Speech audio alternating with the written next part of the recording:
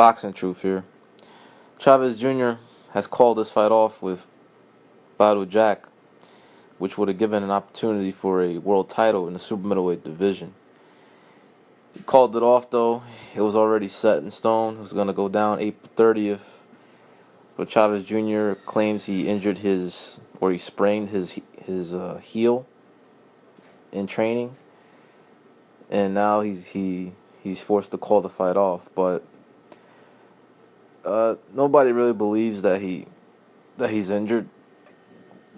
I mean, it's hard to really believe that, considering if you look at the videos, the photos of him in camp, he looks like he's well over 200 pounds. So maybe the true reason for why he's pulling out of the fight is because he just simply can't make the super middleweight limit. I mean, that's the more logical reason of him pulling out. And now where does that leave Badou Jack?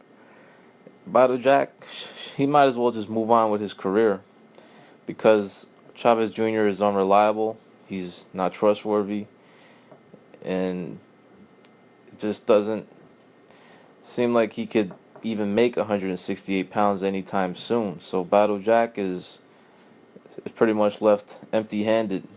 He's got no money fight on the table now. That would have been a winnable money fight for him, for Badou Jack, for the next defense of his title.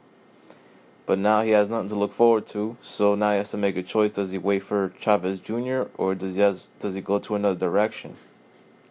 But that's the problem. Where else could he go? Who else is out there in the super middleweight division that he could fight where there's actually money to be made in the fight?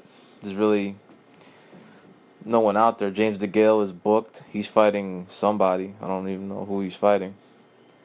He's booked for the time being. He already beat George Groves. Gilberto's fighting Abraham, so they're booked. So who else is out there? There's really not many big names in the super middleweight division. Not really many big lucrative fights that really can be made. Andre Ward moved up to 75. Chavez Jr. can't even make the weight. So there's a lot of pieces to be put together in the super middleweight division. You got a bunch of title holders, and Sturm is still out there, but he's just coming off that win against Shouldn't. So there's really no big desirable fights out there to be made. So Badou Jack he's got nothing to look forward to. That would have been his biggest opportunity, the biggest money fight he could make, and a name on his resume with Chavez Jr. But another setback for Chavez Jr. The Al Haymon signing, it really hasn't worked out. Hasn't worked out for Haymon, buying him off from Top Rank, settling that dispute that Top Rank had with Chavez Jr.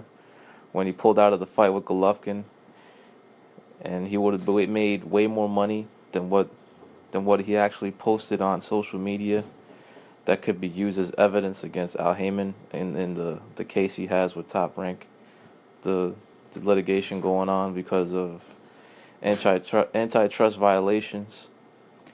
I mean, he could have made up to 8 figures had he took that fight with Golovkin. If he would have took that fight with Golovkin, he would have been paid $7 million guaranteed money, and he actually turned it down. And he hasn't made anywhere near that with Al Haymon. He posted the checks he made.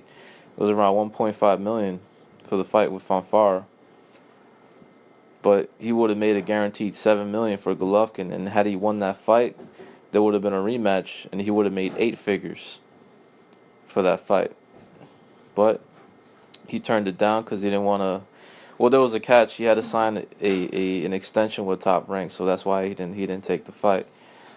But Top Rank was willing to do a one-fight deal with Chavez Jr. if he didn't want to sign with them long term. So they offered him $3 million to fight Golovkin for just a one and done deal, and Chavez Jr. still didn't take it. And that's all she wrote for the story with Golovkin and why he turned the fight down. And then he signed with Heyman, and Heyman pretty much destroyed what Top Rank built with Chavez Jr. in one night when he matched him with Fanfara, a much bigger guy in a division he's never even competed in. I mean, he fought a ranked opponent in his first fight at light heavyweight, catchweight, but he hadn't even done shit at super middleweight. Picked on a smaller guy to move up. That was the only history he had at 168. But it's been a fall from grace for Chavez Jr. At one time, this guy had a successful pay-per-view night. Had a successful pay-per-view showing where, there was actually money generated from that fight with Maravilla. And he did it on the same night Canelo was fighting. There was a time Chavez Jr. was a major draw and actually sold some pay-per-views on the same night Canelo was headlining in Las Vegas, in the same city as well. And now his stock has dropped like crazy ever since that pay-per-view showing against Maravilla. And now it's going to be a more prolonged situation of when Chavez Jr. is going to pretty much retire and have his last fight in his career. This is Boxing Truth. I'm out.